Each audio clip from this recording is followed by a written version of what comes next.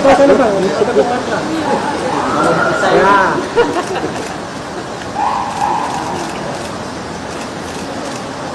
Kanan Pak, deputi Pak. Tengah Pak. Tengah Pak.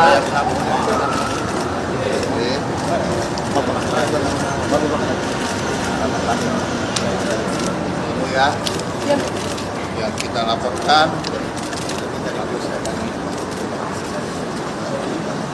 Tadi ini kita nggak ini nama yang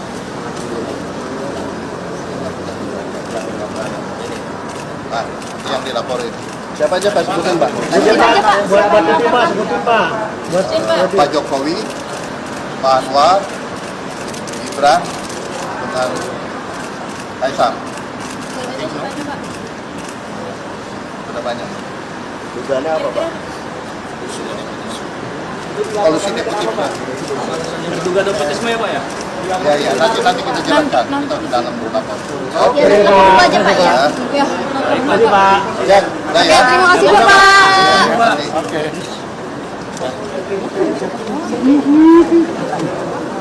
Pak Jokowi, Anwar Gibran.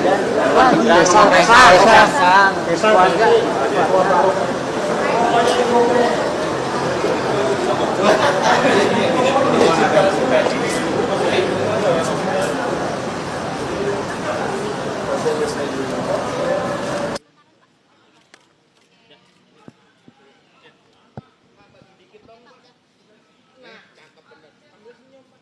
Senyum.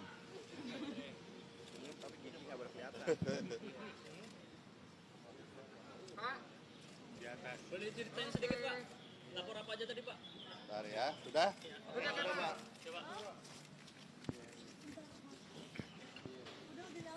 Tadi kita laporkan atau informasikan tentang dugaan tindak pidana kolusi dan nepotisme kepada pimpinan KPK. Kami terdiri dua kelompok, ya kan, tim pembela demokrasi Indonesia atau TPDI dengan Persatuan Advokat Nusantara atau Perkat Nusantara, ya, terdiri daripada Erik Paat, KRTU, Beto Salestinus, Bung Robert, Wiki, Posma, ya.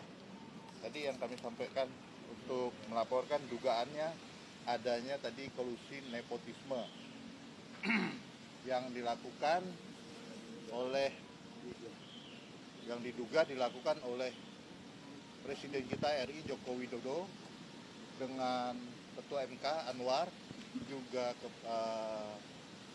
Gibran dan Kaisang dan lain-lain. Ini adapun dasar hukum yang kami pakai dalam laporan ini adalah Undang-Undang Dasar 1945 ayat 1 dan 3 yang menyebutkan negara kita negara hukum. Keterkaitan kami melaporkan ini ada dugaan, ada kita mengetahui adanya beberapa, ya kan, gugatan yang sehubungan dengan masalah usia untuk jadi capres atau cawapres.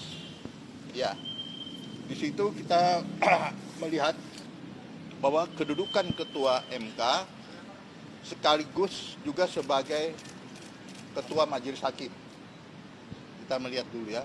Kemudian ada permohonan yang berkaitan, di mana juga Presiden di dalam setiap ada permohonan ini Presiden dipanggil dan juga DPR, karena ini berkaitan dengan undang-undang.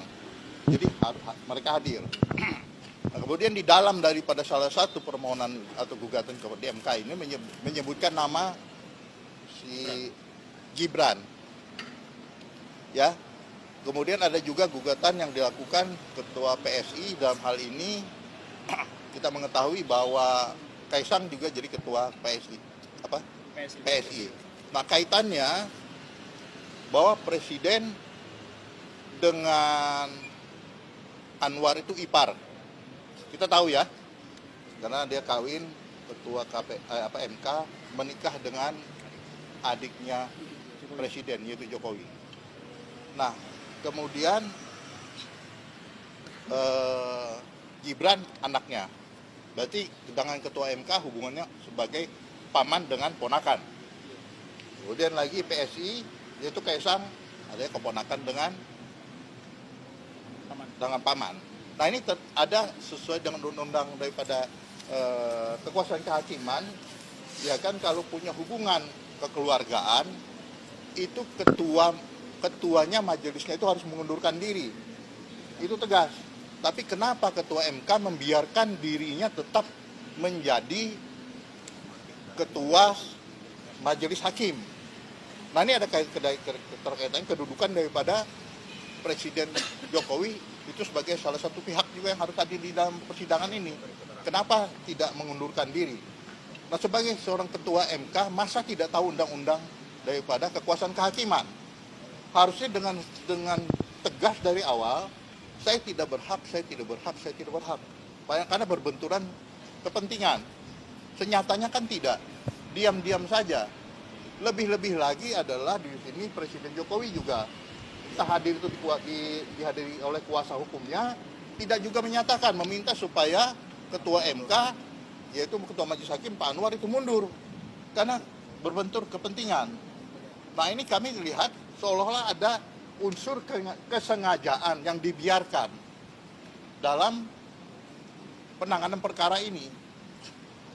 Nah itu yang kami lihat adalah dugaan kolusi nepotismenya antara ketua MK sebagai ketua majelis hakim dengan Presiden Jokowi, dengan keponakannya Gibran, juga keponakannya Kaisang. Itu intinya.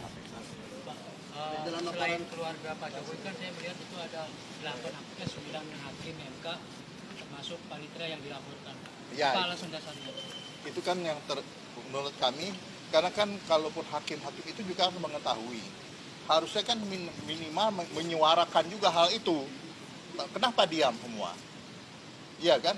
Walaupun dia anggota majelis, dia tahu dia pimpinannya itu mempunyai hubungan kekeluargaan, hubungan kerabat, harusnya menyampaikan dengan, ya kan? Tidak bisa. Ini melanggar. Ini kan sedang dilaporkan ke Dewan Etik. Ya kami juga yang melaporkan. Sudah kami laporkan. Ya. Pak, lalu laporan itu apakah diterima oleh KPK? Terima. Tadi sudah saya sampaikan yang foto tadi diterima. Kita tunggu aja tindak lanjutnya. Kita berharap negara ini kan jadi bersih. Bagaimana masyarakat mau percaya dengan kepemimpinan yang akan datang?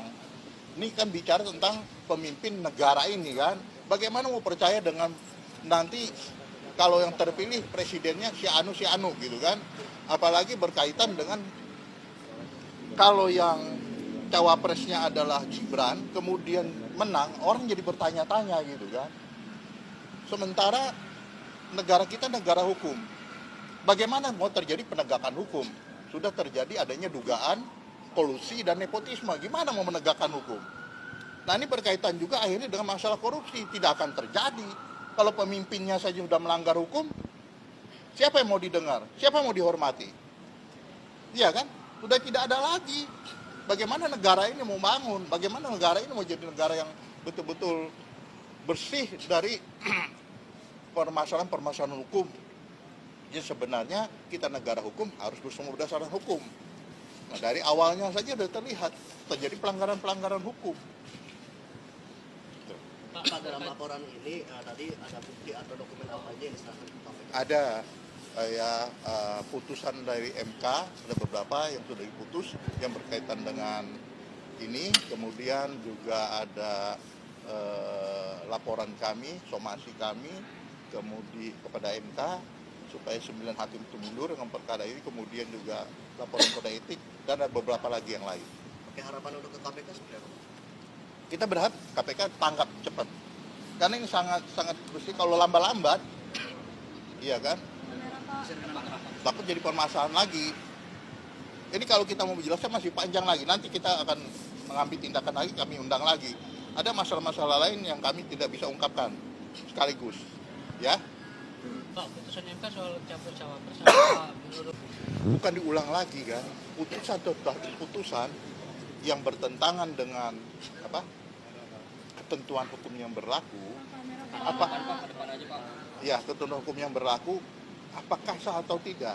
Apakah mempunyai kekuatan hukum atau tidak? Dasarnya udah salah gitu kan. Kalau kita bangun rumah, fondasinya udah salah, kira-kira runtuh nggak bangunan rumah ini? Bermasalah apa tidak? Iya kan? Undang-undang kekuasaan kehakiman itu kan harus dihormati oleh seluruh hakim di Indonesia tanpa terkecuali, termasuk MK harus menghormati. Iya kan? Nah kalau dasarnya ini sudah tidak ditaati, bagaimana penegakan hukum nantinya? Bagaimana dengan putusan yang melanggar ketentuan dasar tadi adalah apabila terjadi adanya hubungan keluarga itu dengan otomatis ya kan hakim itu sebagai majelis mengundurkan diri. Ini tidak, diam saja. Kemudian Bapak Presiden Jokowi juga yang dalam hal ini juga diam juga. Apa masih ada lagi?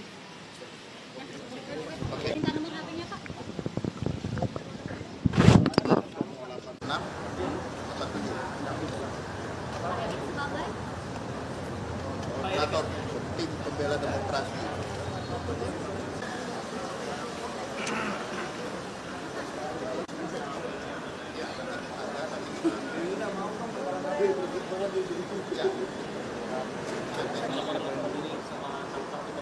Ya, ya. Kasih aja ke kita, apa namanya